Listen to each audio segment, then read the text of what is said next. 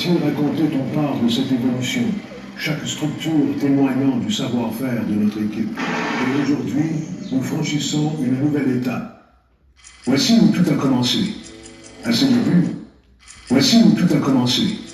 À ses débuts, HLB Construction posait les fondations de projets qui allaient transformer notre environnement. Au fil du temps, chaque chantier racontait une part de cette évolution, chaque structure témoignant du savoir-faire de notre équipe. Et aujourd'hui, nous franchissons une nouvelle étape. Passons maintenant de ces souvenirs du passé à nos réalisations actuelles. Voici nos équipes et les visages de ceux qui construisent l'avenir.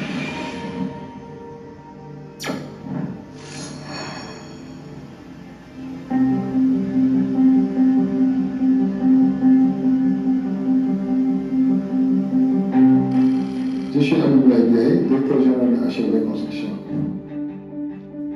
HLB Construction a été créé, on a commencé d'abord en 2007 par Ali Maher. On était spécialisé dans les travaux des aluminiums, de la vitrerie, de la ferronnerie. Donc, comme chaque fois quand on fait du travail, les gens nous demandent d'autres corps de métier, on est obligé d'aller prendre un maçon par-ci et un gars par-là, parce que nous, notre travail c'est du type au tac. C'est dans ça qu'on a eu l'imagination de créer HLB Construction. On a créé HLB Construction en 2010. On était dans les tout corps d'État.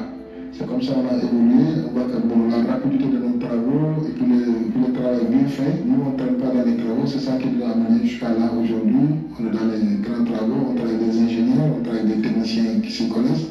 Donc avec notre management derrière.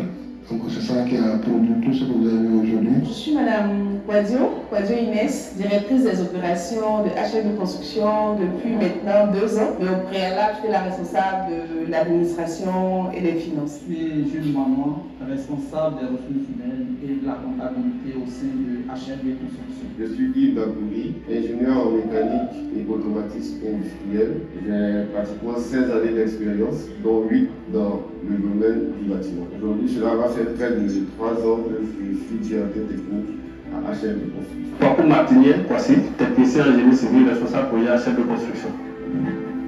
Alors, de façon simple, en tant que directeur technique, je m'attelle en fait à superviser tous les aspects techniques liés au projet de construction, tout en garantissant les normes de sécurité, le respect des délais et surtout les différents budgets qui nous sont alloués. Ma mission en tant que responsable directrice des opérations HLB Construction, c'est de coordonner en fait tous les départements, depuis la commande jusqu'à la réalisation effective des travaux, jusqu'à la satisfaction, je dirais, du client. En ajout, je viens aussi pour coordonner toutes les opérations financières.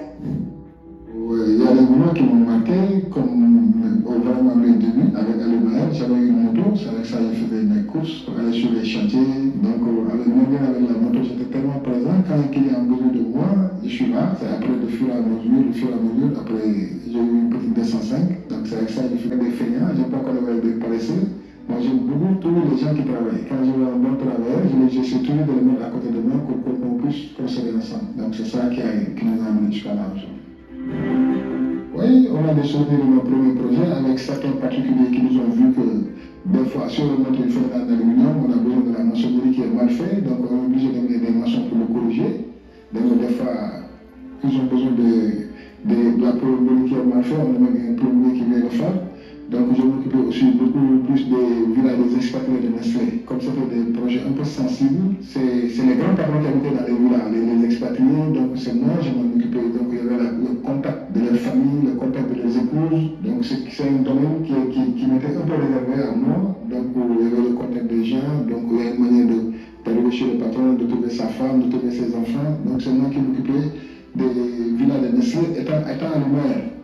Donc les petits travaux, s'il y a des choses à faire, il y a des caves à changer, il y a des bouches à faire, tu rentres dans l'intimité des gens, tu rentres dans la bouche de quelqu'un, quel patron, tu trouves une montre en or, tu trouves une montre en diamant. Donc c'est des choses que, après, quand ils viennent, ils doivent venir toujours sur place. Tu rentres dans les maisons des grands patrons, mais dans la chambre des grands patrons, il y a de l'argent qui est là, il y a des dossiers un peu sensibles. Mais de toute façon, ils ont laissé, c'est comme ça, ils viennent trouver, tu fais ton travail, tu t'en fous, tu t'en vas.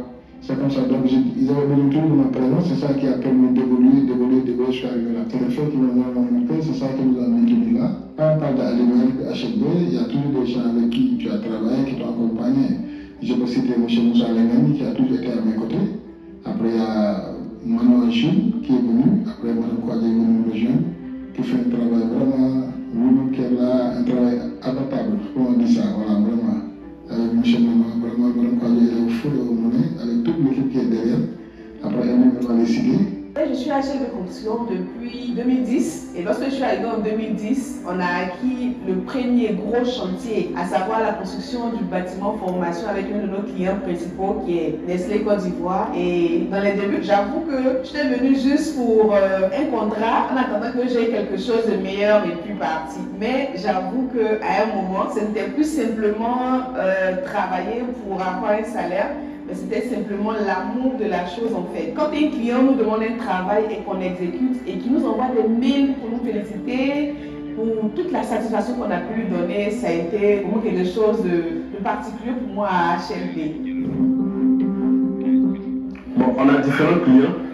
Voilà, les clients nous font parvenir leur offre par mail à la direction générale d'HLB et la même direction, c'est l'administration qui nous transmet au service technique et après l'analyse, si possible, une visite est effectuée sur site. Après, on s'assure de réaliser Notre travail, que notre promptitude à réagir quand le besoin se fait sentir. Les expériences avec HLB sont nombreuses, mais les plus visibles, palpables, et c'est ce que je dis toujours, c'est la Banque Atlantique que nous avons construite au niveau du Grand Carrefour de Koumassi. Dans un délai vraiment très court, avec la pression du ministère de la Construction, avec la pression également de la Banque Atlantique, HLB a pu sortir ce joyau architectural qui est toujours visible au Grand Carrefour de Koumassi. Bien sûr.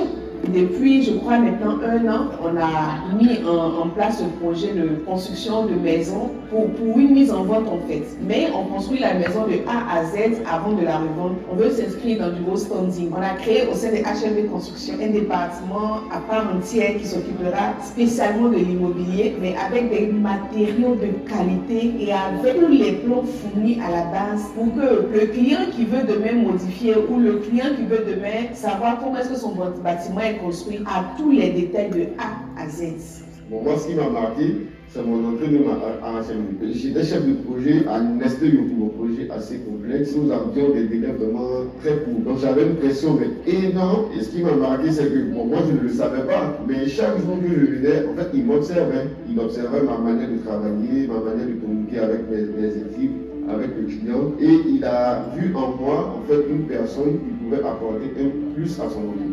Et cette confiance qu'il a eue en moi, en m'observant que sur ce projet-là, m'a beaucoup marqué. En 2010, on a connu des événements dans le pays et on a l'un de nos clients. La conformité entre les quantités qui sont mentionnées dans les différents devis et ceux réellement sur le terrain. Et l'élaboration d'un devis s'ensuit. Donc une fois qu'on a le devis, on va par la suite remplir, on va lire toutes les données dans le cahier de charge. C'est-à-dire la documentation sur l'entreprise, l'organisation.